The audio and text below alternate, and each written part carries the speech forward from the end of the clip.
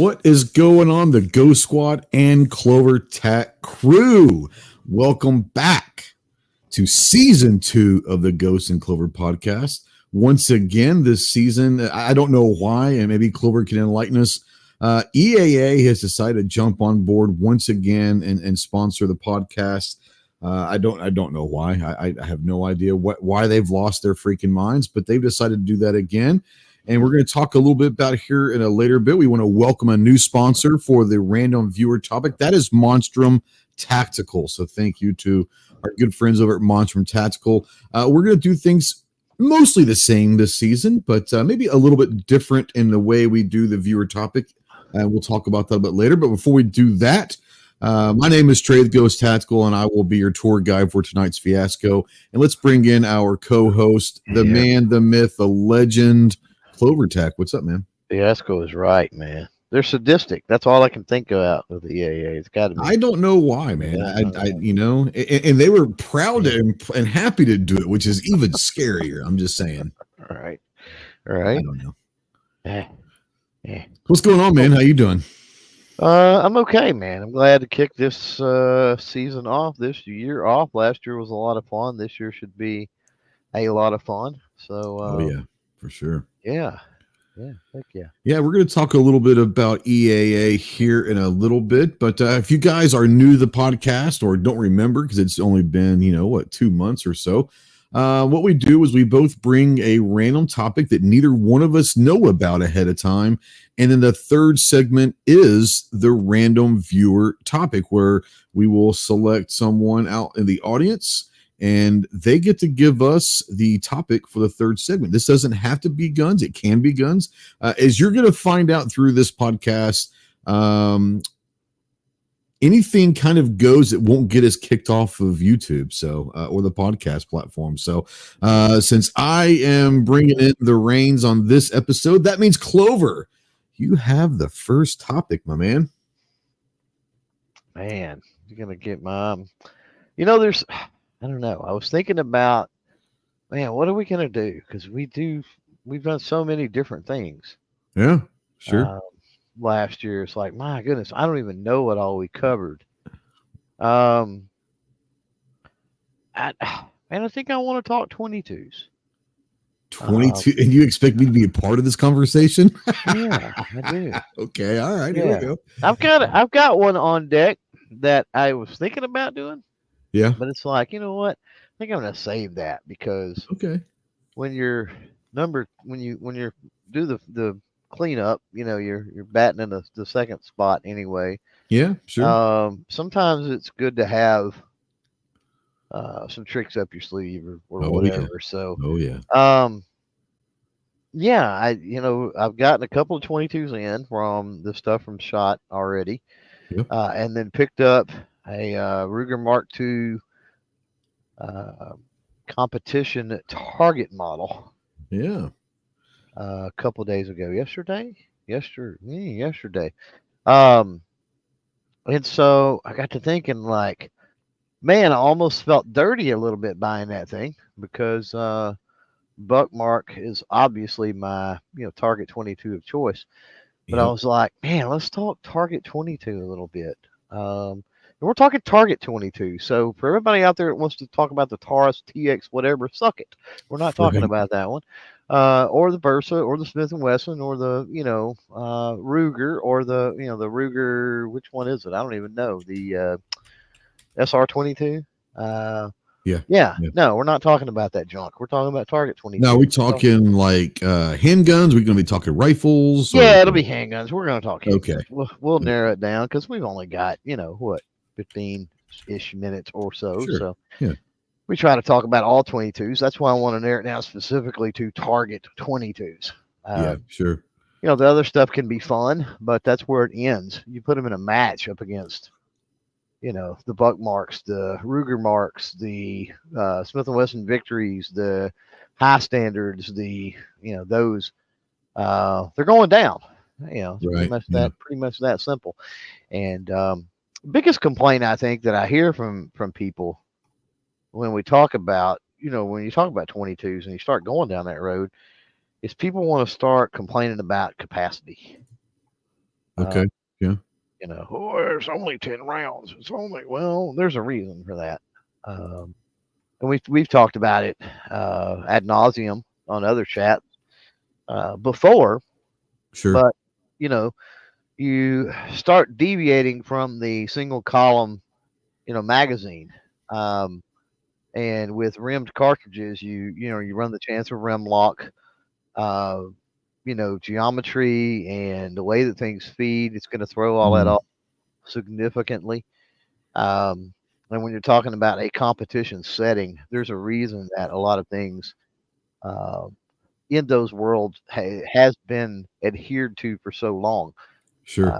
Look at national, regional, national, international competition shooting, right? Sure. You don't see the 12 round, 15 round, 17 round, whatever, cool looking semi-auto, whatever poly flavor of the day handguns. You just don't.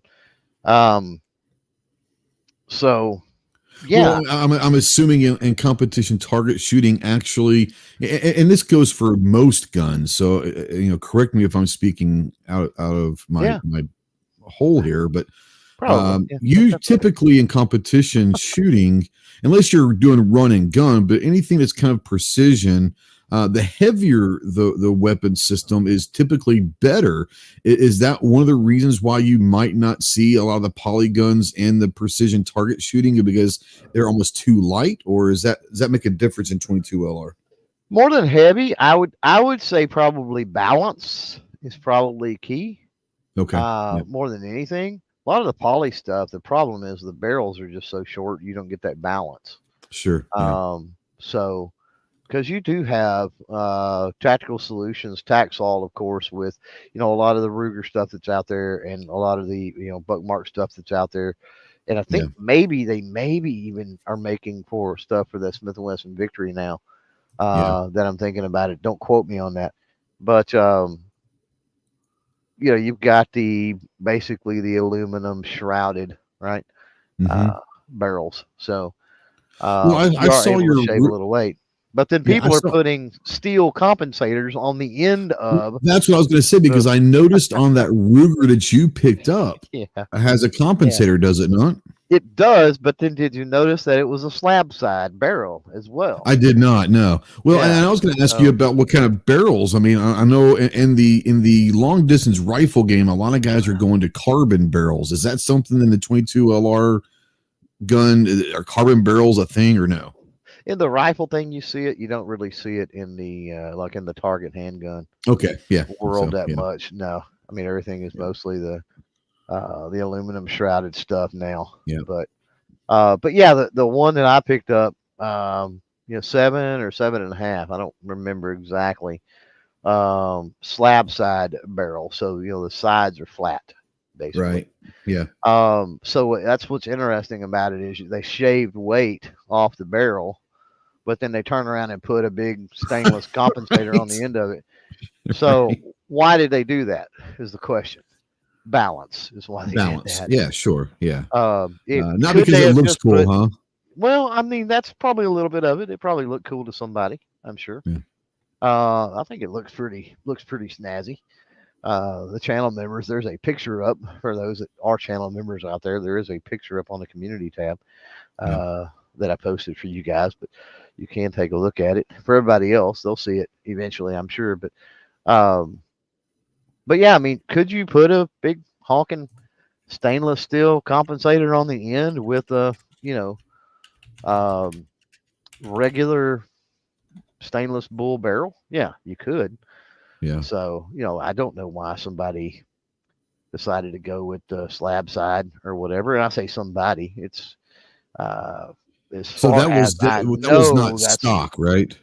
Yeah, no, the whole upper has got to be Ruger. So the barrel, the receiver, the barrel, that whole piece is all Ruger except for the compensator. So I don't know that the compensator is Ruger. The trigger does not appear to be Ruger, and the grip does not appear to be Ruger. It is a right-handed target grip. So if you're a lefty, you couldn't shoot this thing anyway.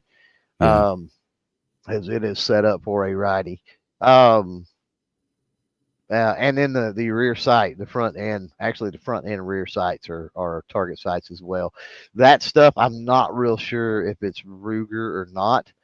Right. I'm thinking, and I haven't really done my homework on it yet, but I'm thinking it's Volquartsen. I'm pretty sure all of that stuff's Volquartsen. The trigger is absolutely amazing. It's got a really wide trigger shoe on Oh, it. nice. Okay. Yeah, yeah, that's insane, man. It's a phenomenal trigger. Like I said, I feel a little dirty. A I few understand. times that I've taken Well, it just out take a and shot it. shower and you'll get over it. You know. But the price was right. Like I couldn't. You remember we had a conversation shortly after I'd got back from the local gun shop and seen it. And Yeah, it was about a week before. You're like, I'm like, man. man, if it's there in the next few days, like it's too good of a deal. Like Right. I'm not the biggest Ruger Mark Series fan. But for the price that's there and just how sweet that thing is, it's like, man, I almost have to.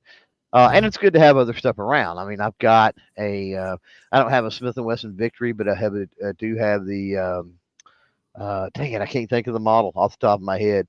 The predecessors to it. Oh, the 422. 41. The 420. No, I wish there is a 41 at the local gun shop. I'm throwing that out there because honestly, that's the only okay. Smith & Wesson like target gun I've ever heard of. No. So I don't know if that's one, like, and there is one. I'm glad you brought that up because there is a 41 at the local gun shop, and I think there's like a $1,200 price tag on it. I don't know anything about them. I've heard them probably from you, I'm sure, but yeah, the 41s are sweet, man. But I don't. They got the price got up there way too expensive, way too quick. So I've got a couple of 422s, which are a step down basically from the 41. I've got the field model and the basic design though, probably a little bit. It's close, yeah, it's close. Not. I say it's close. It's 40%. Right. Something like it's not. Yeah, not too close, but it's you close.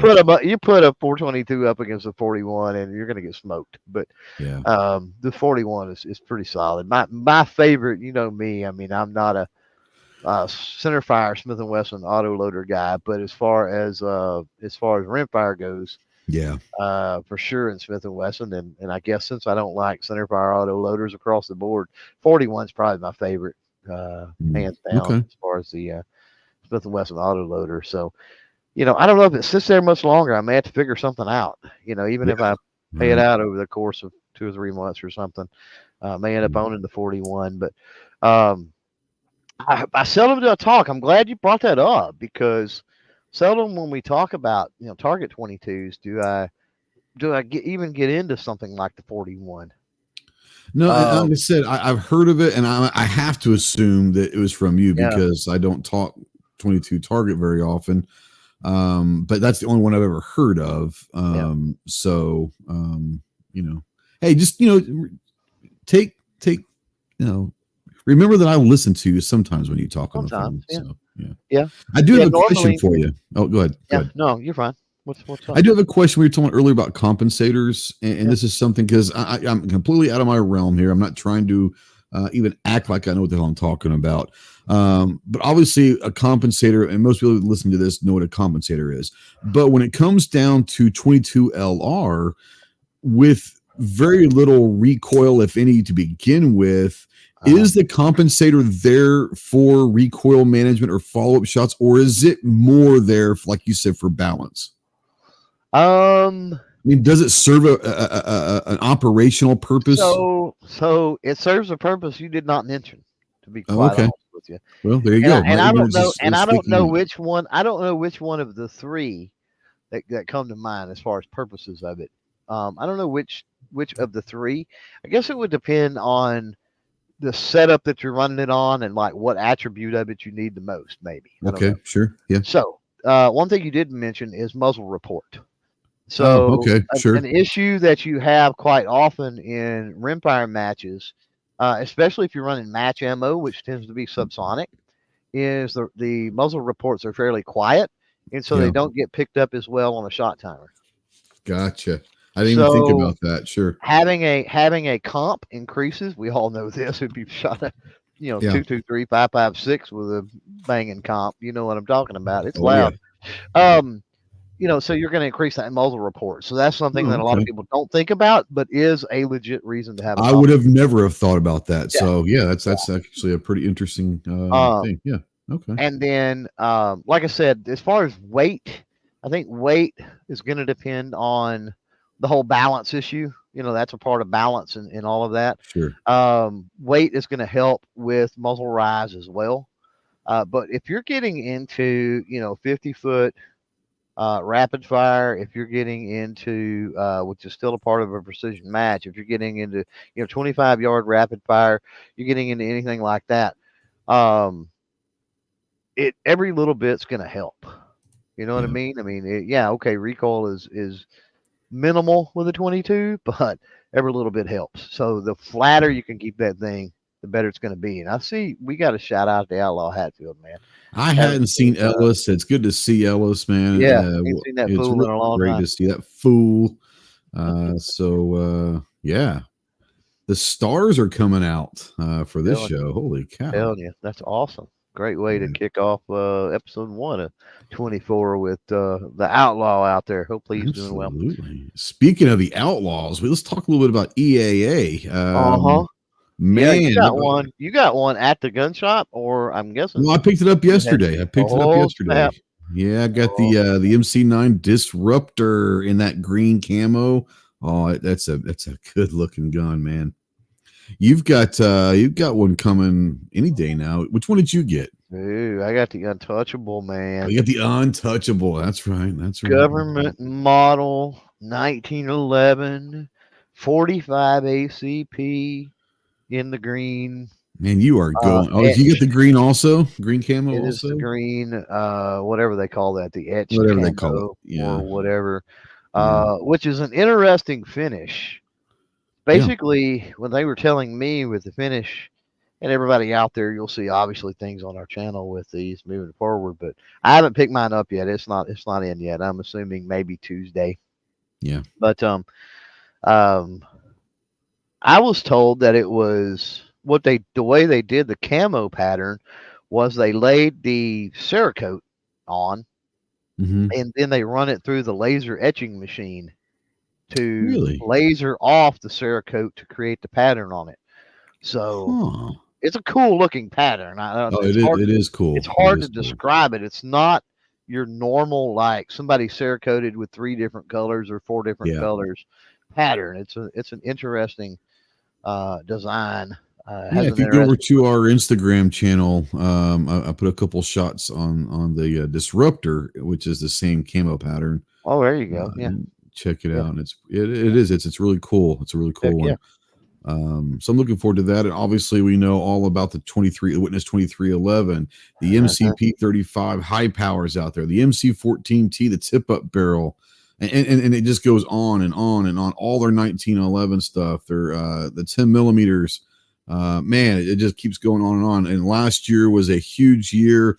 Kind of a bit of surprise. I think we probably touched on this in the last episode, maybe the last season. But we were talking about the whole time. We thought the MC14T would probably be named Handgun of the Year, and EAA did win Handgun of the Year. But it wasn't what we thought. It was the MCP 35, the high power lightweight, which is an amazing. I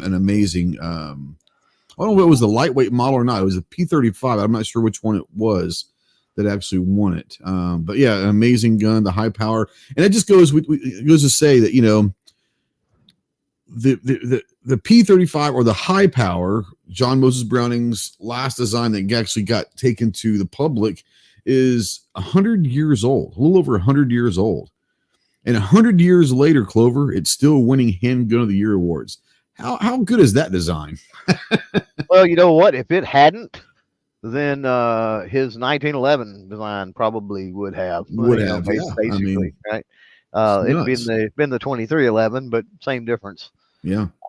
You can't have a 2311 without the 1911, Yes, right. Just a double stacker is basically all it is there. So yeah, no, man, it was a sleeper year with that for sure. So, it makes you kind of wonder about this year now. Yeah.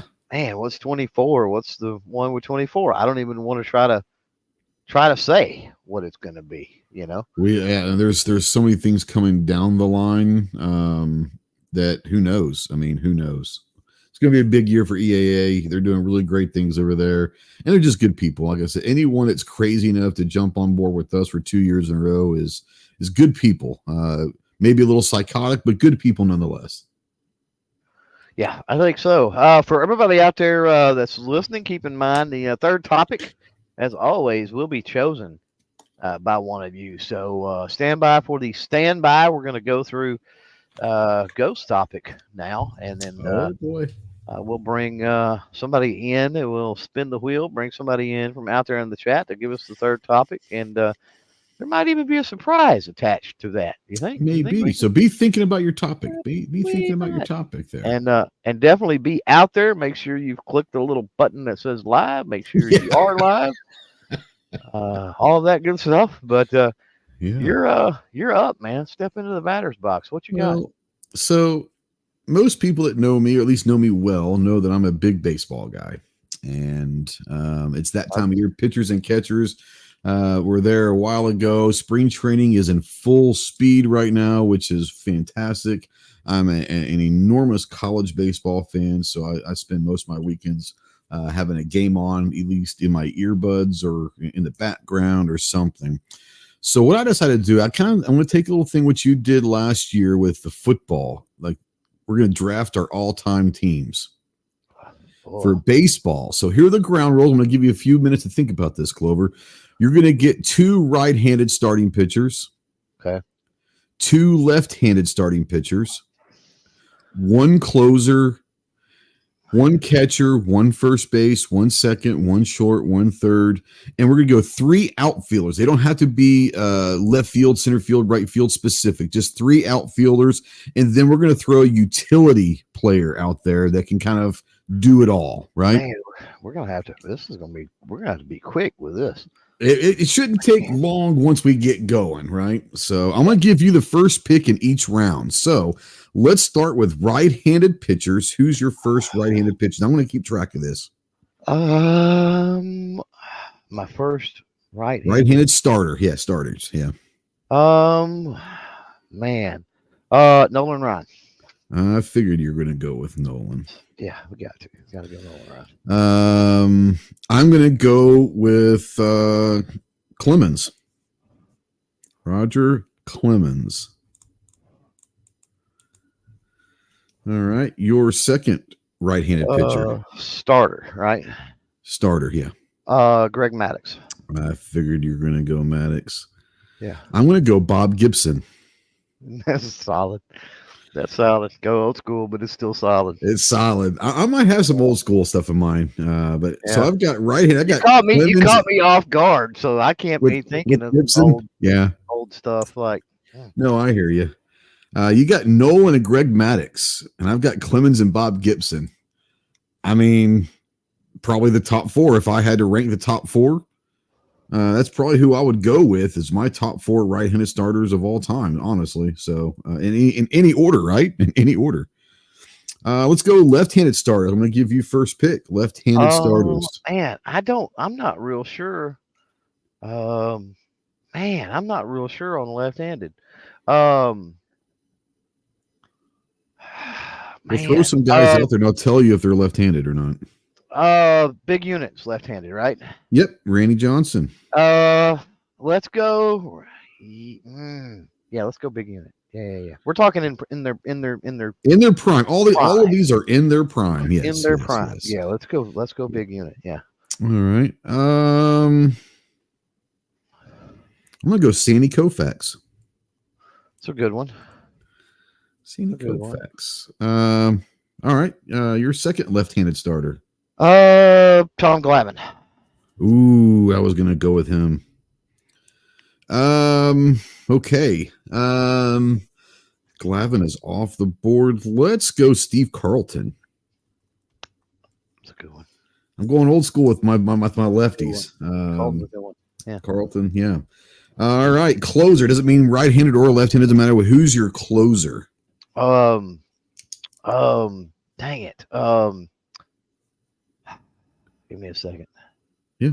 It's in my mind. Who they play for, and I can tell you who it is probably. It's in my mind. Yankees. Rivera, Mariano Rivera. Rivera. Yeah. Yeah. Unfortunately, I figured that's where you were going. Yeah.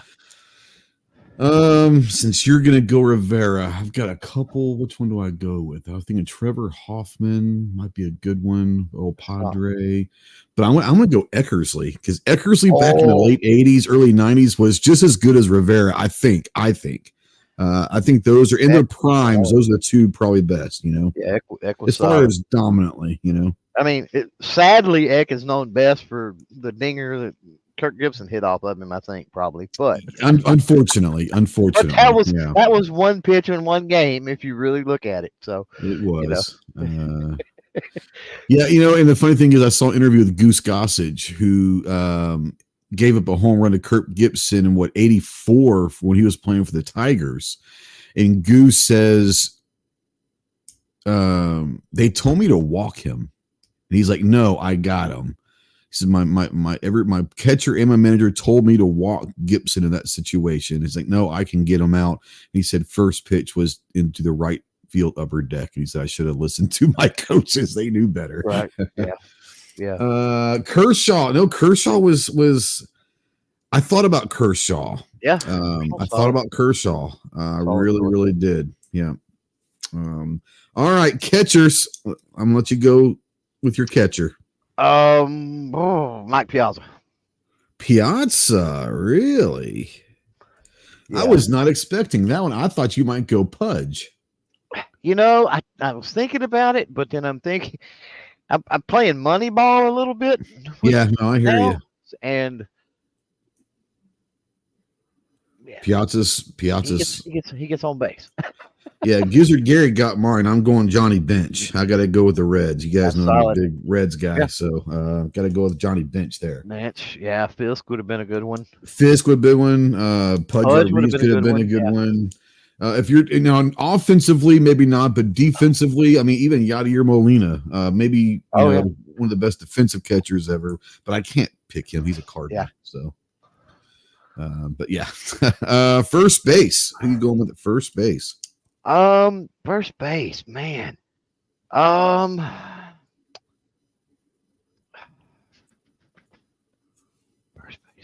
base. Man. Harmon Killebrew. Man, that's a great one. Let's go old school. Harmon Killebrew. All right. Well, I'm going to go old school too. Then, if you're going to go, I'm going to go Lou Gehrig. Oh, there you go. Yeah. Second base. Who you got? Second base. Yeah, I've got Stan the Man Musial. I could have been a good one.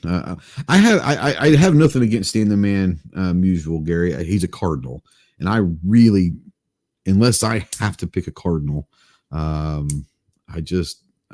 can't do it. It hurts. It hurts too much. Go, man. Second base. Let's go Jackie Robinson. Ooh, you took mine. That was my number one. All right, I'm gonna go with my number two. I'm gonna go Ryan Sandberg. That's solid, man. That's actually what I had thought first. I wanted Jackie. I wanted Jackie. I'm not gonna lie. Hey, I tell you what. Hey, can we? Are we gonna do a trade? Can we broker a trade? You want to broker a trade? I'll broker straight up. Trade. Yeah. Straight up. Straight up. Sure, I'll trade this Rhino for Jackie. Okay. I mean, how can you go wrong either way, right? Right. We're talking one Hall of Famer to another. Okay. Yeah. All right. Third base. Who you got? Third base. I'm gonna go Mike Schmidt. You son of a bitch.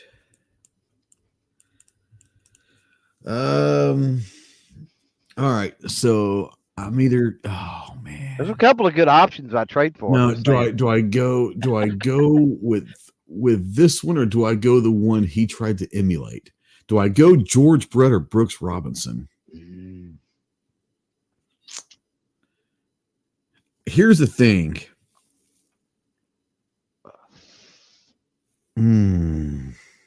Brooks Robinson's a solid choice, though.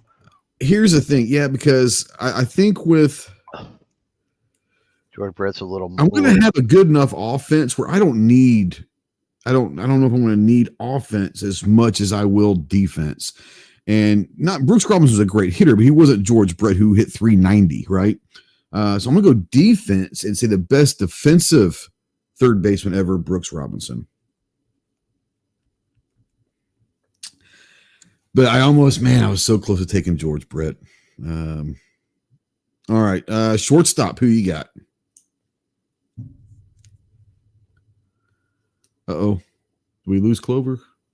Oh, yeah, I guess so. Oh, okay. I had it muted. The Wizard, man. You going Ozzy? Yep. Really, there's only two choices there. Like in my mind, I'm thinking two. I'm thinking of two, but yeah. I'm thinking of two right now, unless I want to go old school and go like Honus Wagner or Ernie Banks, which I'm not going to on this one. I'm thinking of two. It's either Jeter, which I really respect, but I don't. I think I'm going to go Barry Larkin because I'm a Reds guy.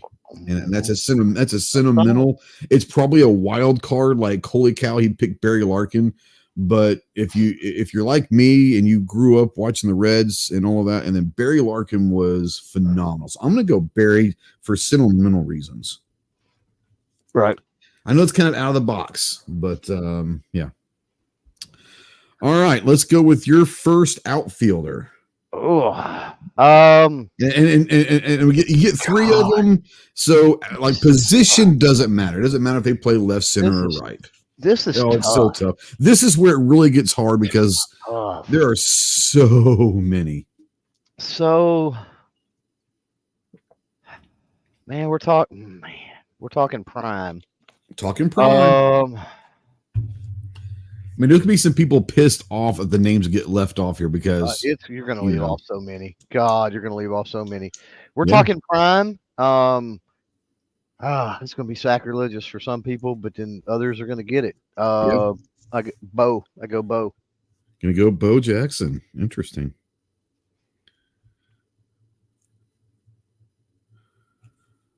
I'm going to go Babe Ruth. Solid. I had to have a power bat. I'm looking at Bench, Gehrig, Bench, Gehrig, Jackie, Brooks, and Larkin. They're all great hitters, but none of them were like crazy power. So I gotta get my power guy. So I'm gonna go with Moneyball, man. About getting on base though. But I've got that. I've got Jackie Robinson. I got Barry Larkin. I got some Moneyball guys. I hear you. Who's your second outfielder? Man, I'm gonna go Willie Mays. That's a fantastic choice. This is gonna be controversial as hell. Just saying. I'm going Barry Bonds. Yeah. Well, that's okay. I'll make sure we drug test before we have a game. I understand. Yeah, you already got Clemens. Okay, might as well. Okay, you know? I tell you what. Clemens needs a roid, buddy. Come on, man, it's fine. I tell you what. Can I make a change? You could. I don't. Yeah, that's fine. I'm not going to take Barry. I'm going to take Barry. I'm going to take Ken Griffey Jr. instead. That's Junior solid. Yeah. Yeah. I know that might be. I'm thinking you pick when you said Willie Mays. I was like, okay, there's a center fielder, and it was between Mickey in my mind, and I thought, well, he might take Junior. So I figured you wouldn't take Bonds, so I might get Bonds next round. But I'm gonna go Junior. There's my center fielder. He was this generation's, or I guess maybe our generation's Willie Mays. You know, he could do it all. Yeah. Yep. Gary says, I bet nobody takes Jose Canseco. And I tell you what, Jose Canseco in his prime, boy, you know, he's pretty solid, but I don't suspect he'll get taken. Yeah. All right, your third. Ricky Henderson. Oh, man. Ricky loves some Ricky. Man, I've got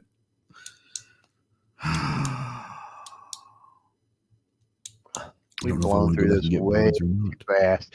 Everybody out there listening, understand this too. This was not a week's worth of thinking about. Well, maybe this was last night. I came up with it.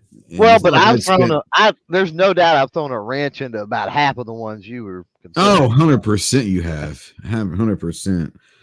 Because I'm thinking at this point, do I go get Bonds? Do I get a Mike Trout? Do I get a Mickey Mantle? Do I get a Roberto Clemente? Do I go and get a Tony Gwynn? Gwynn's solid, dude. I'm going to go Gwynn. I got to go with Tony. Yeah. Yep. Because you've got Nolan and Maddox. I know if I put Tony Gwynn in the leadoff role, he ain't going to strike out. He's going to put the ball in play. And he's a much better right fielder than people give him credit for. That guy had a cannon of an arm. Yeah. All right. So we both get a utility, a DH, not necessarily a DH, but a utility. We could do DH also. Let's do a DH and a utility. But utility is one of those guys and kind of play different positions. If someone gets hurt, if you will, can kind of play multiple positions. But let's go DH first. Yeah, let's go ahead and do it. Go ahead and go DH. This can be anybody from any position, I guess. Man, I'm gonna go DH. Yeah. Want to go Big Hurt? Interesting. You're going Frank Thomas. Yeah, I think so. Okay. For a DH, then I think I am gonna go Barry Bonds for a DH. That makes sense. Dude can hit, man. Dude can hit. All right, utility player, the kind of jack of all trades. Can play whatever, or just he can be whatever you need him to be. Just like an extra player. Yeah, utility player. Every great team's got one, Yeah, and I'm thinking of one, but it's like, you know what? I'm going to take him. And then I'm going to force you to no, I'm not. If you're thinking what I think you're thinking. Man. Just for giggles. Uh-huh. I'm taking Pete Rose. You son of a bitch. My favorite all time. And I left him for this utility. I'm totally willing to trade, but you got to come up with somebody worthy. You son of a motherless goat. Well, I got to find someone that can play. Man, good God. There's a few that would be worthy, I think. There's a few out there. I've never seen him play the infield, but you got to figure he could play the infield.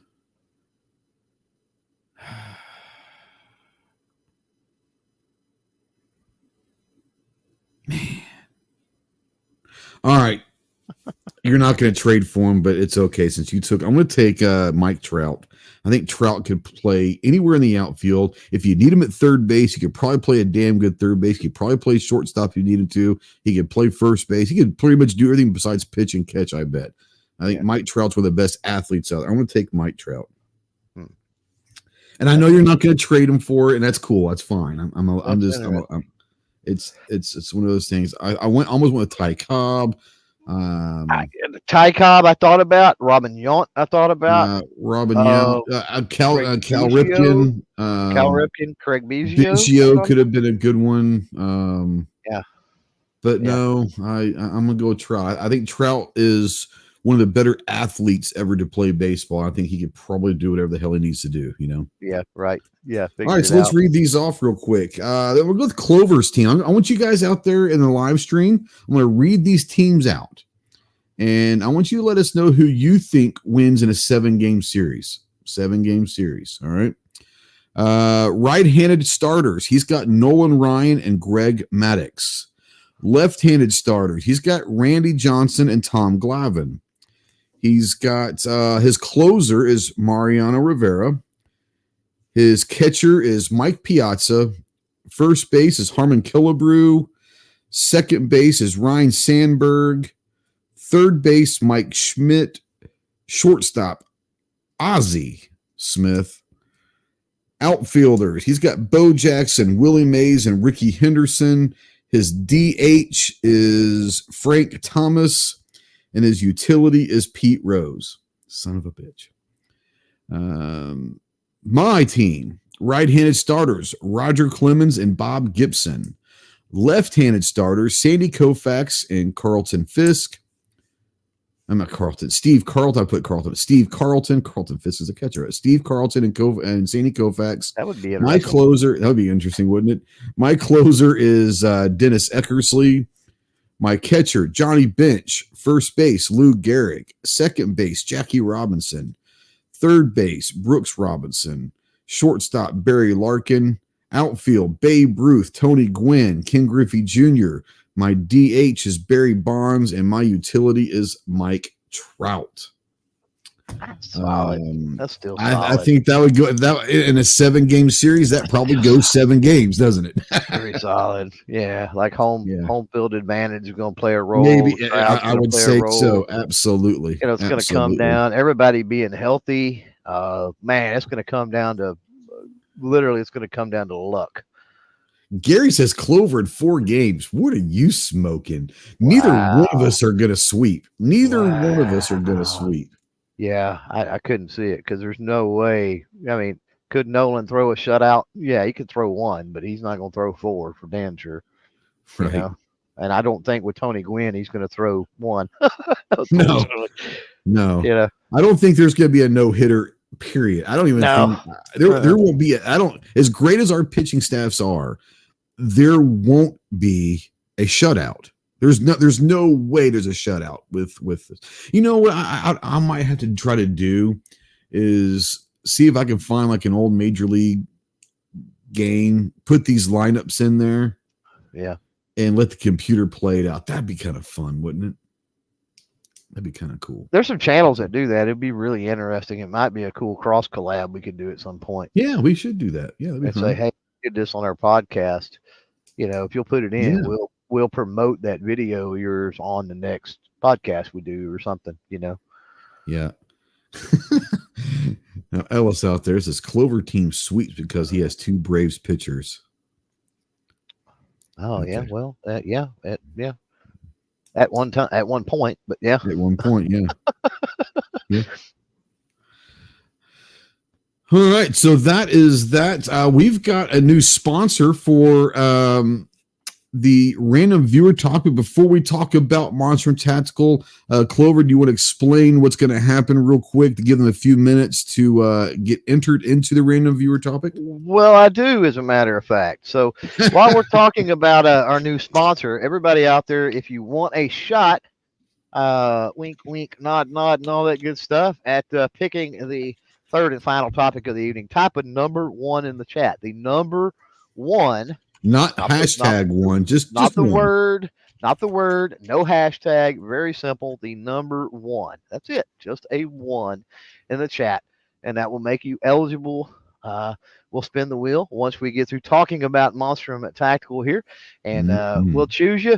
If you are chosen, you need to respond as soon as possible. And you need to give us the topic that you want us to cover. So type a 1 in the chat.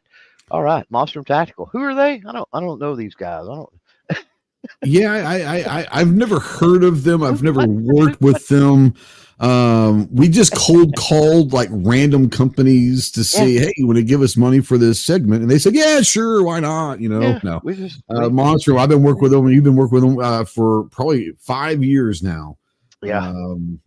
And they're great. And what I love about them is they are a phenomenal optic company who knows exactly who they are. They are not even trying to be a big dog, high-end, high retail priced optics. What they want to do is give you great quality optics for a great price. And like I said, I'm looking at 4 of them that I've got on firearms right now. They got great prisms. They got LPVOs. They've got, dots. They've got pretty much everything you want. That Banshee LPVO is phenomenal.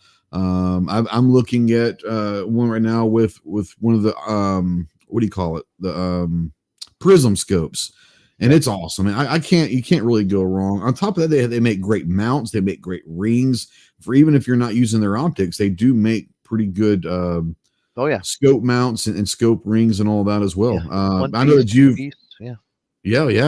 I know that you had Chris on the CloverTac podcast last season. We also had him on the Ghost and Clover at SHOT Show as well. Yeah, we did. Yeah. You know what? The one thing that I like about, first of all, just to hear Chris talk. I mean, he really understands the business. He understands the market they're in. They're not trying to pretend to be something that they're not. They've got a certain demographic and niche that they're after. They're comfortable with that, and that's what they want to pursue. And it's that, budget minded, the best quality possible for that, particular demographic.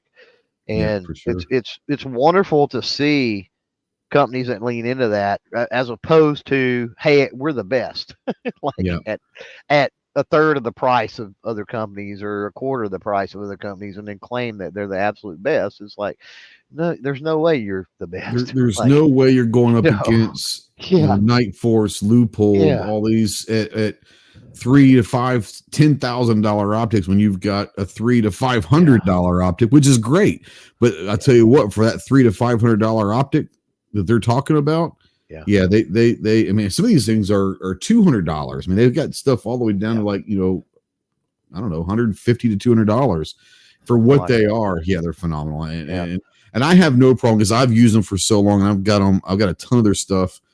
And this is not because they're sponsoring this. You guys know that I've liked Monstrum. We've talked about Monstrum for a long time. I would 100% feel comfortable recommending Monstrum to anybody at any level that they're looking at. Right. Give me about another minute or so. Type that number 1 out in the chat if you're interested in giving us the third topic. Like I said, we don't mind what they are. The topic is just as long as it's not going to get us kicked off of YouTube or the podcast. Obviously, there are certain topics that we do not go after, but we'll go after about 99%. We have no problem. Whether we know anything about them or not, we'll try to tackle it. So if you've got an idea, go ahead and press that number 1 out there. We're going to let Clover here spin the wheel here in a second, but give you maybe 30 seconds or so to get that going real quick. One thing with the Monstrum pretty much since day one was that reticle. And I don't know what they call that reticle, but it's essentially a weird looking square around a dot.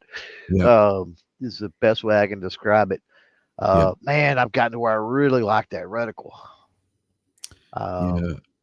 That's just me.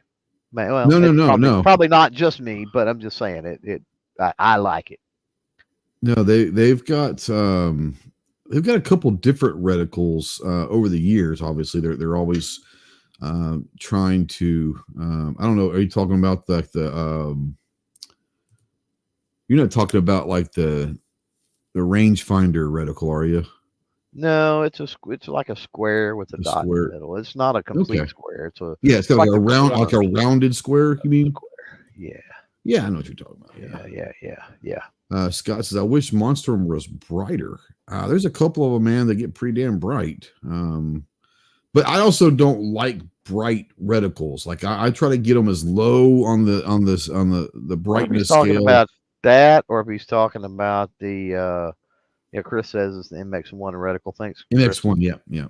I don't know if he's talking about the reticle brightness or the scope. I mean, it being a brighter. But the thing is, with an LPVO, you're limited by the objective, and so I haven't got any experience with their larger objective scopes. So we'll see. They seem on par with pretty much anything else that I've. Yeah, he's saying in Arizona they're just too dim. I could see that maybe in Arizona and all that. But once again, I'm also a guy that I try to keep my reticle if I have the brightness at all It's going to be the lowest possible brightness that I can still see it. But I'm not. I know there's a lot of people that like running on full bore bright. Hey, whatever floats your boat, man. I don't even hardly run them. I mean, it's black when it's off and looks like a normal scope. Let's spin this thing. Let's spin it. Way more listening than has participated in Type to 1, and you know what? They just lost out potentially because we're drawing. So if you don't want to pick the talking, if you don't want to participate, hey, we're not going to force you. But I got a feeling you're going to be sadly disappointed. Earl out there. Morrison. Earl, give us a topic, my man. You've got 1 minute, Earl. 1 minute to give us a topic here. And we will kind of take it from there. But Mr. Earl. I don't recognize that name. Is he from your side? I don't. Maybe. I've seen Earl out there. I've seen him, but I don't know. Maybe I think he may be on your side. I've seen I him. don't recognize the name. It doesn't mean that he's not. Maybe he's on both our sides, but who knows? Right. At about 30 seconds or so, Earl. So get that. Man, Earl, I really hope you're out there and you give us a good topic. If you got something, he's on my side. Oh, no. Well, fantastic, Earl. Welcome to the dark side. Man, you got about 15 seconds, Earl.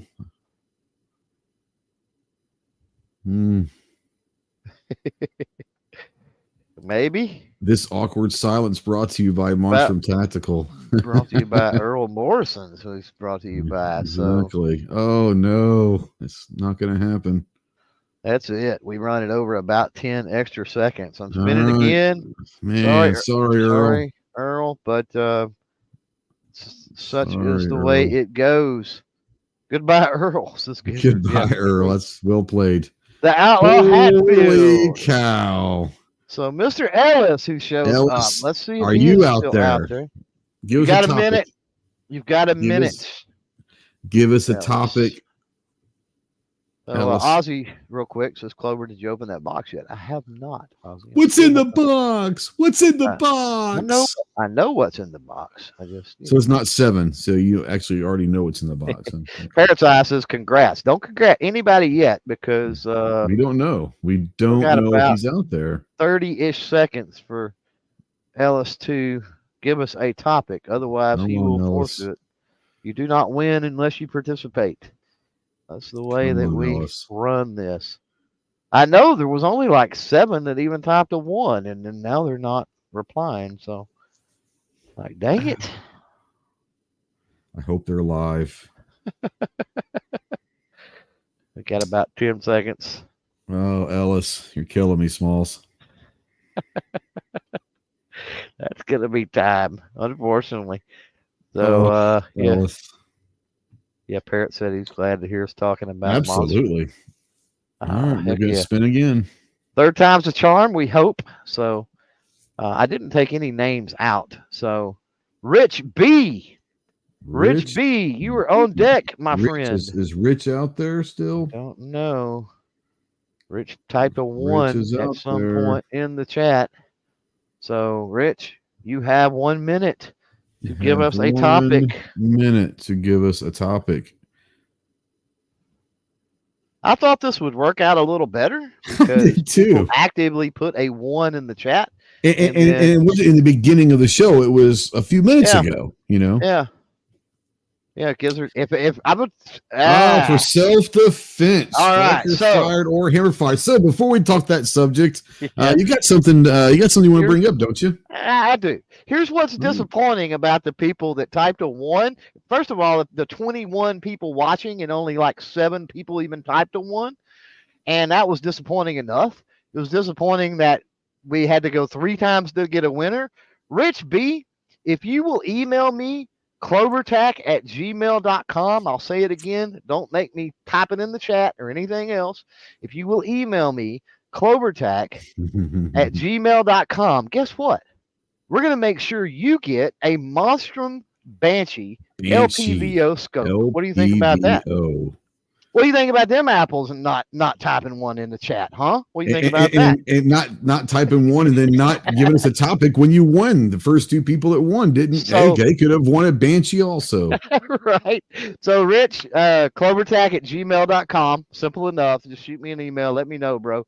And this won't be a regular thing, but this will be every now and then.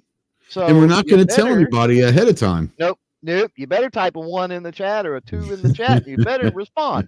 All I gotta say, RTAC's trying to come in hot with all the words now. Yeah, he is. Too little, too late. So, he's like, if I put 27 ones in there, does that count? Right. I love it.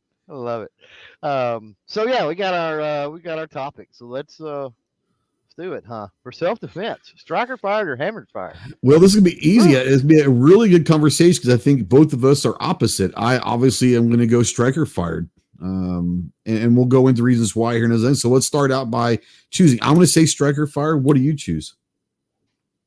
Man, my primary is striker fired. It is. Then my two that run really close to backup in that 3-gun rotation are hammer fired. So, I can kind of see it both ways. I don't mind arguing hammer fired because of that. So, well, no, I figured that you would be more closer to saying a hammer fired than striker fired. Yeah, well, that's what I said. I certainly don't mind playing the side of hammer fired here. One thing that I think is a perk of hammer fired and a benefit, I think, is nothing goes bang unless that primer ignites. Yeah. And hammers tend to have a little more oomph when they come down and smack. You usually don't get light strikes, do you? Yeah, not usually. There's a pretty significant failure if that's the case. So, I think that is a perk of hammer fired. Most hammer fired also have active like manual safeties as well, which for some people they like that. They like that. And then the other perk, I think the third perk probably of hammer fired is the ability to go double action. Yeah, so, I was going to say double action, single action is probably in my eyes the biggest perk. Yeah, like with the striker fired, you're stuck with a single action striker fired. That's all you got. With a hammer fired, man, you can go locked and cocked with the safety on. You can go double action, depending on the handgun, of course. You can go double action, whatever configuration you want to carry in. If you want to go, safety down, hammer down, or maybe half cock and pull through a double action for that first shot, and then get single action. You just got more options to your carry with it. So, I think that lends itself to be important to, or I guess cover the preferences of a lot more people with hammer fire. Sure. Whether they know it or not, quite honestly. Yeah. Well, this is true too. Yeah. Now I'm going to say this, and I don't want people out there. Oh my God! I understand. I'm going to say that the majority, and historically, when I say this, not every single, there are great options. Historically, hammer fired guns are typically bigger and they're typically heavier, right? In general. Now, there are some great options that are hammer fired that are smaller and lightweight and small and all that. But in general, you're going to find most hammer fired guns being, at least, maybe not full size, but, the most compact. They're not going to go subcompact or micro compact and all that.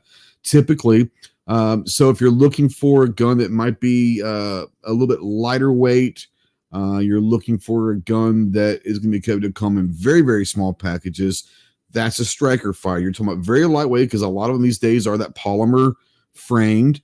You can get them in what Clover carries in a Glock 42 size, which is very small. You can get them into the micro 380s, like the Bodyguard and the Ruger. Man, those things are just so small that you can pocket carry those things. What you talked about earlier, Clover, with the triggers, and those are having double action, single action is a great. For those that want a consistent trigger pull, that let's say that 5-pound trigger, you know what it's going to be. It's not going to surprise you whether it's double action or single action and all of that. The Striker Fire is going to give you that consistent trigger pull all of the time. More important, I think really what it comes down to is the weight and the size for carrying. If you're talking self-defense carrying, then I think the Striker Fire is going to give you so many more options out there in different size. They go full size down to micro. The weight, the consistent trigger, all of that stuff is going to be for carrying. Now, I will say, if you're talking about self-defense for like maybe a nightstand gun or something like that, then we can go either way with that. My nightstand gun is the Witness 2311 right now. Double stack 1911. It's hammer fired. What I will say also is a lot of the, I guess everything is now, but the Striker fired guns were the first one to kind of start coming out with the pick rails. They're more tactical and all that, but I really can't use that example anymore because I think everything's coming out with rails, accessory rails now. So I would say that, but no, Striker Fire, I think gives you a nice consistent, let's say a 5-pound pull. Usually pretty high capacity guns. You can get all the way down to 6 shooters if you want, 6-round capacities if you want. But no, I'm a big. You didn't bring up revolvers, which is but in the hammer fired. But would you use a revolver for a self defense hammer fired gun? Absolutely, yeah. Yes, sure. That's the third in my lineup is a revolver. Yeah, so. Yeah. So let's. I think it'll be fun. If you went with a hammer fired lineup, what would be your top 3? Beretta 84, Taurus Protector Poly, which is my 2 and 3 now, which is the Protector Poly is the revolver. Yeah.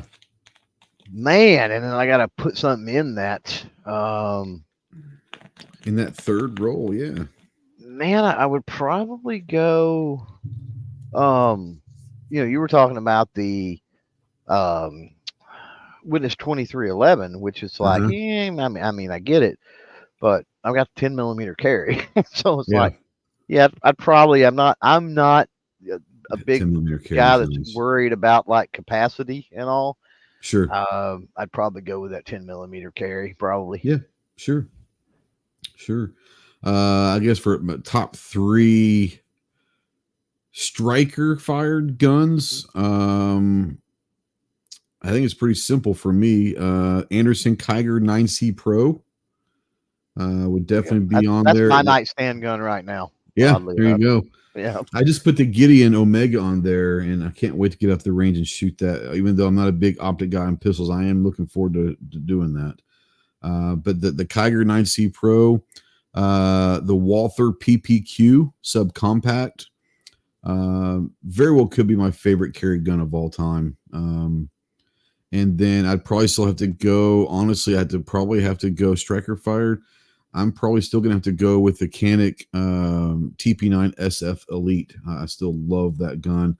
Yeah. I still contend that the PPQ and that deal, I don't know what they are now, but back in the day when the TP9s were the SF Elite were coming out, those two were by far the best stock triggers I'd ever felt. So I'd have to go the 9C Pro, PPQ, and the TP9 SF Elite would be my top 3 carry or defense Striker fired guns right now for sure. Yeah, that was fun. Thank you, Rich, for sure, and congratulations on winning the Monstrum Banshee. Yep. Yeah, CloverTac I bet you at gmail.com. Yeah, I bet you, man. Ellis and I don't even remember who Earl are going to be Earl and Ellis. If they're even listening this far in, yeah, they may not even know. Somebody will rip on them in a comment section somewhere or something. If you do see them, give them hell. Give them hell. Yeah, that's what you get. You bail. It's but you know what? I see so many channels that they oh, well, we'll get in touch with them and blah, blah, blah, blah, blah. And it's like, you know what? These sponsors, they do so much for us and everything Yeah, else. They want the engagement. They want the people to be engaged. absolutely. Yep. And I get it. I mean, I'm not saying that we don't know what happened with Earl and Yeah. Outlaw. I mean, maybe they had to go eat dinner. Maybe they had to go help kids with homework. Maybe Yeah. they had life happens. We get it. So, We can still make fun of them for not being here, though. but Yeah. you know, it just, to me, it's a lot more fun when you can give something away to somebody that's out there, it's participating, it's active, and so thanks for that, Rich, for being Johnny on the spot and getting the topic. And again, shoot me an email, clovertac@gmail.com. Yep. What do you got coming up, man? Man, I've got so for those that are YouTube channel members, and that would be on the CloverTac channel, we're recording 3 podcasts this week. Have dropped, I don't know how many episodes so far. They're dropping to the public every Monday and every Friday. Okay. And then we're recording several every week or whatever. And the YouTube channel members get to hang out. I know you've been there on a few, and some of the folks out there in the chat have been out there with with us on a few. But this week we've got JSD Supply we're going to record with this week. We've got Umarex, and we've got Diamondback that we're going to record with this week. And then I wonder what you're going to talk about with Diamondback. Just saying. I wonder, could it be that new revolver? Could it be, baby? I knew that was one of your favorite. That was the best of SHOT Show. There's no doubt. That was one of your favorite products at SHOT. Yeah. But yeah, we've got this week and next week to record. So like I said, for those that want to become channel members, jump over on CloverTac channel, hit the button. We make it super easy. There's multiple tiers. Yeah. You can do it for very little, or if you feeling generous, a very lot. It's totally up to you. And then hopefully within the next week to 2 weeks, the normal produced content will start dropping. As we talked about earlier, I picked up that Ruger Mark II competition target model that I definitely want to get in a video. Got some ideas on the stuff from Hammerly is here. I've got the 1911 22 from Hammerly. I've got the straight pull bolt action 22 from Hammerly here. The Untouchable from Gerson is on the way, along with some Streamlight stuff and just all kinds of stuff. It's post shot time for the madness. Let the madness begin. Yeah, everything will start to come in, right? So, so over the next, in about a week or two, we'll be dropping the normal videos again in a mad fashion, and do that for basically several months. Looks like. Yeah, we've got Tuesday night on the Armed Citizen podcast. We've got GOA.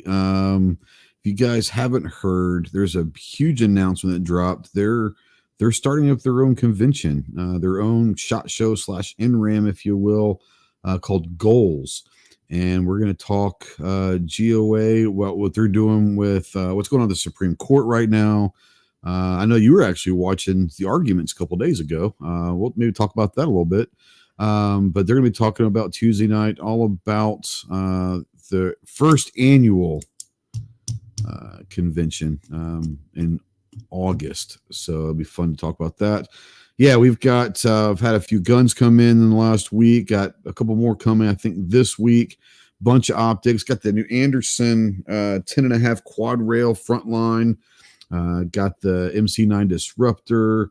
I've got Cox Arms AR coming, and I've got a bunch of stuff, as everyone does after post shot. What I'm really looking forward to is got a bunch of stuff from Monstrum coming, and some Gideon products. So my first time working with Gideon Optics, and I've heard you and some other friends of ours talk very highly of them. So I jumped on the bandwagon, reached out, and they sent me a couple. So I'll be working with that as well. So yeah, this is until May. It's going to be a steady dose of at least one, if not a couple different review videos every week coming. I still got some stuff to do on some other stuff for follow-up reviews. Scott, real quick, speaking of which, has anyone tried the Monstrum Prism optics? Yeah, I've got one on my X-Tar EP9 carbine. I know that you've got, I think you've got a prism as well, don't you, for Monstrum? Yes, I do. Yeah, there you go. So yeah, Got I a like couple. it. Got a couple actually. Yeah, I'm not a big. Okay, so I'm not a big fan of the prism scopes or the prism sights, prism optics in general. I'm not a big fan in general. So is it eye relief or what? Yeah. I don't like the eye relief on something like that. Yeah, I get you. That being said, that's not knocking them. I mean, they're freaking solid. They're reliable. You know, and if you have an astigmatism like in your eye, then that's the only way to go. Necessary. Yeah. If that's something that appeals to you, something you need, like Monstrum is definitely a good option. I can't knock it from that. It's not my cup of tea. Yep, for sure. Man, it was fun. Season 2 is getting ready to be really fun this year. We've got at least 20. We'll probably go a couple, maybe 22, 23 episodes, but we got 20 episodes for this season every other Sunday. So it's not going to be next Sunday. It'll be 2 weeks from tonight. Every other Sunday at 9 Eastern, 8 Central. And you never know when there might be a surprise. Like you tonight. never know. You never know. Just saying. Yeah. Scott says my wife is blind in her right eye, and I need something for her as being cross-eyed dominant. Well, there you go. It will probably help. But yeah, for sure. I think that if you're needing information, the great thing about Monstrum is they're very easy to deal with. You can email them. Hell, you could call them and you actually get a human being. Tell them what you're looking for. Tell them what your needs are, and they're going to help you out for sure. Yeah, no doubt. For sure. You got anything else we got to take care of? I said good day. Just a bit outside.